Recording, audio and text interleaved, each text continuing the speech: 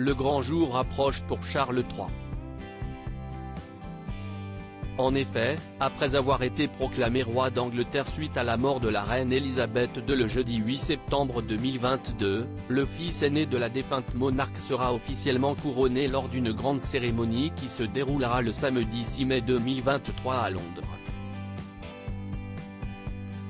Pour rappel, le roi Charles III, qui était destiné prendre la place de sa mère sur le trône du Royaume-Uni depuis sa naissance, fut contraint d'attendre ses 73 ans pour enfin lui succéder en tant que souverain de Grande-Bretagne.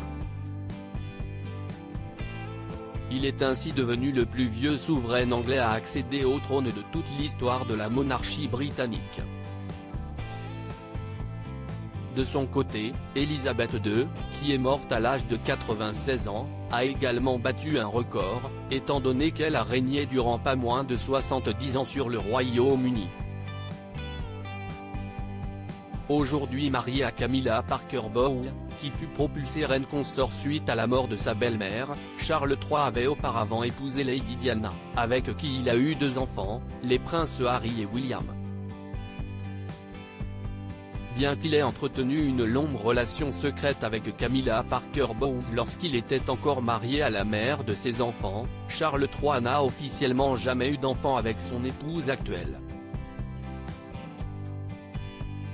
Cependant, un certain Simon de Ranteday essaye de prouver depuis déjà une décennie qu'il est le fils caché du roi Charles III et de Camilla Parker Bowles. Charles III, les princes Harry et William vont-ils accepter le test ADN réclamé par son prétendu fils caché?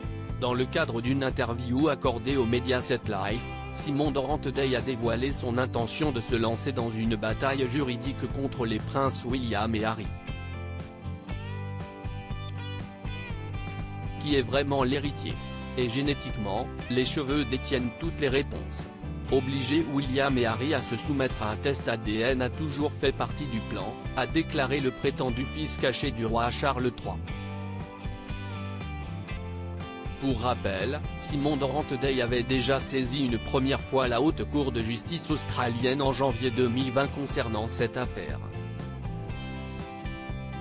Ce dernier a par ailleurs indiqué qu'il s'attend à ce que le prince de Galles et le duc de Sussex s'opposent à sa demande de test ADN. À propos de l'auteur Clément Machiato, passionné de sport, et plus particulièrement de football, de basketball et de catch, merci Canal+, Koh-Lanta est pour moi le programme incontournable de la télévision française. Par le passé, j'étais également un téléspectateur assidu de la Star Academy sur TF1, mais aussi de la trilogie du samedi sur M6.